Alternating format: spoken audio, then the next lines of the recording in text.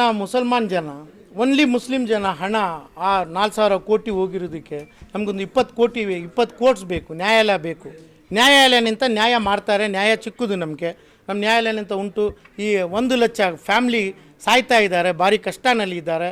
ಈಗ 18 ತಿಂಗಳಿನಿಂದ ಏನು ಸರ್ಕಾರನಿಂದ ಆಗಿಲ್ಲ. ಸರ್ಕಾರ ನಮಗೆ ಕೋರ್ಟ್ ಬೇಕು, 25 ಕೋರ್ಟ್ ಮಾಡಿ 1 ಲಕ್ಷ FIR ಮಾಡೋದಕ್ಕೆ ಅವರು ಕಾನೂನು ಪ್ರಕಾರ, ಕಾನೂನು ಅದೇ ಇರೋದು, ನಮ್ಮದು ಅಲಿಗೇಷನ್ ಇರೋದು, ನಮ್ಮದು ಅಲಿಗೇಷನ್ ತಗ್ತಾ ಇಲ್ಲ. 1 ಲಕ್ಷ FIR ಮಾಡಿರಿ, ಒಂದು 25 ಕೋರ್ಟ್ ಮಾಡಿ 1 ತಿಂಗಳು 20 ದಿವಸ 30 ದಿವಸನಲ್ಲಿ ಎಲ್ಲ ನ್ಯಾಯ ಮಾಡಿ ಅವ್ರ ಜೊತೆಯಲ್ಲಿ ಒಂದು 400 ಜನ ಇರುತ್ತೆ, ಎಲ್ಲರಿಗೂ ಜೈಲಲ್ಲಿ ಹಾಕಿ ಇನ್ವೆಸ್ಟಿಗೇಷನ್ ಮಾಡಿರಿ.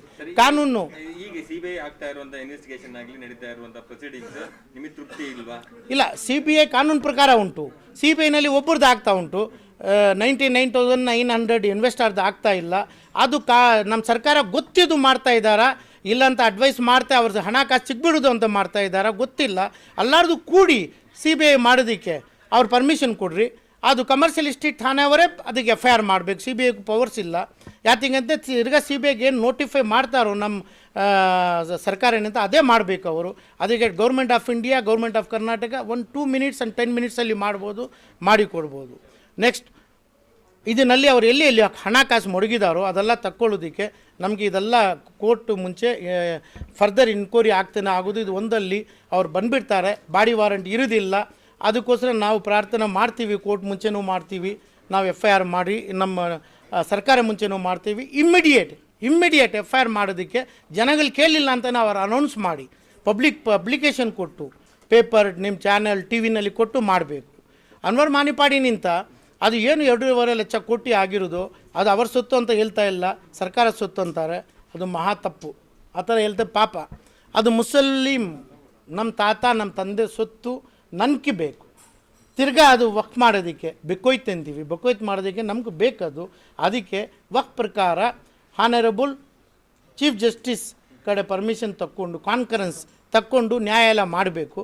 ಒಂದು 25-40 ನ್ಯಾಯಾಲಯ ಮಾಡಲಿ, 40 ನ್ಯಾಯಾಲಯ ಮಾಡಿ ನಮ್ಗೆ 2.5 ಲಕ್ಷ ಕೋಟಿ ಕೊಡಲಿ. ನಾವು ಮುಸಲ್ಮಾನಿಂದ ಯಾವುದು ಕೇಳ್ತಾ ಇಲ್ಲ, ನಾವು ತಮ್ಮ ಓಟ್ಗೆ ಹಣ ಕೇಳ್ತಾ ಇಲ್ಲ.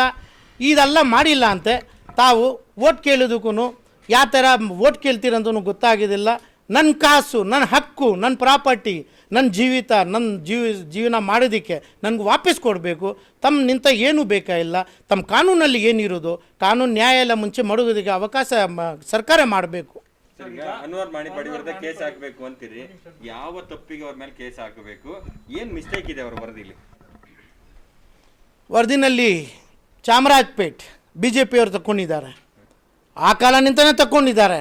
ಅದರಲ್ಲಿ ಎಷ್ಟು ಕ್ರಿಮಿನಲ್ ಕೇಸ್ ಏನೇನೋ ಆಗಿರೋದು ಬೇರೆದು ಉಂಟು. BJP ಸಿಟ್ಟಿಂಗ್ ಮಿನಿಸ್ಟರ್ಸ್ ತಗೊಂಡಿದ್ದಾರೆ, ಅದು ಅವ್ರ ವರದಿನಲ್ಲಿ ಇಲ್ಲ. ಸರಿ, ಆ ವರದಿ ಮಾಡೋದಕ್ಕೆ ಅದು ಕಮಿಷನ್ ಅಂತ ಸರ್ಕಾರ ಅದು ಪ್ರಕಾರ ಯಾರು ಮೆಂಬರ್ಸನ್ನು ಅಪ್ರೂವ್ ಮಾಡಿಲ್ಲ, ಇವರೊಬ್ಬರೇ ಅಪ್ರೂವ್ ಮಾಡಿ ಸೈನ್ ಮಾಡಿಬಿಟ್ಟಿದ್ದಾರೆ. ನೆಕ್ಸ್ಟು ಕಾನೂನು ಪ್ರಕಾರ ಯಾರು ಗೊತ್ತಿರೋದು ಇಮ್ಮಿಡಿಯೇಟ ಒಂದೇ ಬೆಳಗ್ಗೆ ಆಯಿತು 6 ಗಂಟೆಗೆ ಸೈನ್ ಆಯಿತು, ಸಾಯಂಕಾಲ 8 ಗಂಟೆಗೆ ಪೊಲೀಸ್ ಠಾಣೆಗೆ ಕಂಪ್ಲೇಂಟ್ ಕೊಟ್ಟಿರಬೇಕು. ಅದಕ್ಕೆ ಕೋರ್ಟ್ಗೆ ಅಪ್ರೂವ್ ಮಾಡಿಬಿಟ್ಟು ಅವರು ಕಮಿಷನ್ ಚೇರ್ಮನ್ ಅಂತ ಅವ್ರ ಸರ್ಕಾರ immediate next day court approve ಮಾಡಿ ಕೋರ್ಟಲ್ಲಿ ಇದು ಕೇಸ್ ಹಾಕಿ ಈಗವರೆಗೂ 8 ವರ್ಷದಿಂದ ನಮಗೆ 2.5 ಲಕ್ಷ ಕೋಟಿ ಸೊತ್ತು ಬಂದಿದ್ದಕ್ಕೆ ಅವ್ರು ಅಡ್ಡ ಮಾಡಿದ್ದಾರೆ. ಅವ್ರು ಬರೋದಕ್ಕೆ CBI ಮಾಡಿರಿ, ಅದು ಮಾಡಿರಿ ಅಂತ ಪಾಲಿಟಿಕ್ಸ್ ಮಾಡ್ತಾ ಇದ್ದಾರೆ. ಎಲ್ಲರೂ ಅದರಲ್ಲಿ ಯಾರು ಇನ್ನು ಇದ್ದಾರೋ ಅವ್ರು ಹೇಳ್ತಾ ಇದ್ದಾರೋ, ಮಲ್ಲಿಕಾರ್ಜುನ ಖರ್ಗೆ, ಧರಮ್ ಸಿಂಗ್, ರೋಷನ್ ಬೇಗ್, CM ಇಬ್ರಾಹಿಂ, ಯಾರ್ಯಾರಿದ್ದಾರೋ ಅವ್ರು ಯಾರು ಇಲ್ವೋ ಅದು ಜನಗಳಿಗೆ ಗೊತ್ತುಂಟು.